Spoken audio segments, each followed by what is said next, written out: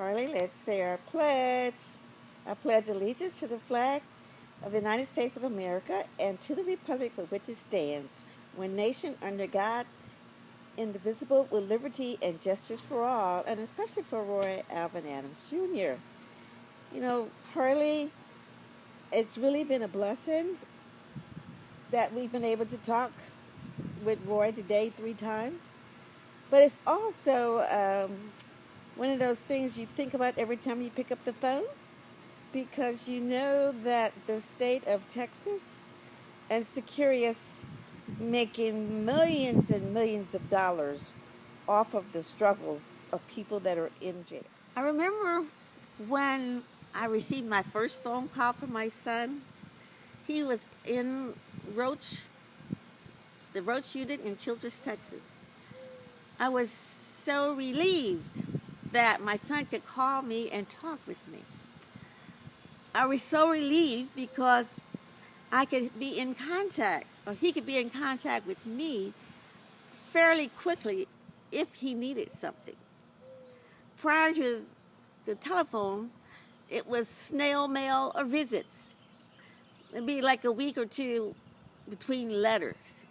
I tried to make it every other week, and most times I did, but sometimes life got in the way. So when the phone calls were available, it was such a relief. I was able to hear from him, but one of the things, though, I forgot about and had been forgetting about, or I didn't think about in the last few years that these phone calls have been available, are the other inmates, the other men and women locked up in jails. In some jails today, you can only visit via the telephone. In some jails today, they have set up a Facebook kind of thing. But of course, the big deal is the reason they have provided these technologies for us to communicate is that, guess what? It's associated with the dollar. Nothing to do with, yes, we're providing better services for our inmates. Yes, we want this place to be more livable, but it's the dollars. And why do I say that? Because the fees are outrageous. Outrageous. More than 50% profit margins for these companies. I hadn't even thought about the impact that has on some of the other people that I know. How many people out there can come up with another $25, $50, $100, $200, or $300 a month just to stay in contact with their loved ones? It's just it's a criminal. It's outrageous. One of the groups I'm associated with has decided that they want to boycott.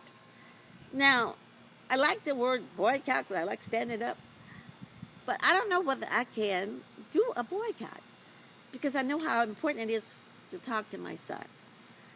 So I continue to work on what I can do to solve this problem. One of my actions is doing this video. Other actions are connecting with those people that are actually working with the FCC, working on other avenues. So we're going to fix this because all of our family members need to have access, and especially those who have those children, so they can talk to them and be part of their lives, so they can provide insight, encouragement, support, so they can have a life different from the one that they have today. Roy's words. Almost 10 years ago, when I first got locked up, TDC allowed one phone call every 3 months for 5 minutes. I was thankful I didn't have children. Imagine being a father who can't hear your child's voice and is virtually unreachable hundreds of miles away in rural America, being a number on a Texas plantation. Imagine how I felt being wrongfully jailed, separated from my family without any direct access. I can't verbalize, and I choose not to dwell on the past because it hurts too much, but I can speak factually. Since I didn't have access to a phone, my family tracked my journey through the system, riding in prison vans, handcuffed to the person next to me while wearing leg irons. My mom found me at the first prison in Middleton, Texas, the Middleton unit in Abilene. I didn't know she knew where I was until she showed up in Middleton for a visit. Then, when I was transported to Fort Stockton and then to Childress, I wrote letters to tell them where I was. For the past few years, we, inmates, have been able to make as many phone calls as we wanted. Initially, we weren't able to call cell phone numbers. Someone realized how much money could be made by allowing phone calls to both landline and cell phones. So yes, we can make unlimited phone calls now. Calling my mom, dad, and sister is such an important part of my day. I consider them all my anchors. Hearing their voices lifts me up. I know that making phone calls to them is expensive, and I am incredibly grateful. From where I stand, this is all about making the prison industry business profitable. Texas is focused on the business of the prison industry. 1, locking brown and black people up. 2, keeping them locked up with low parole numbers.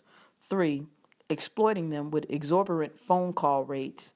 And 4, keeping them coming back by not offering programs to help a person change his or her life.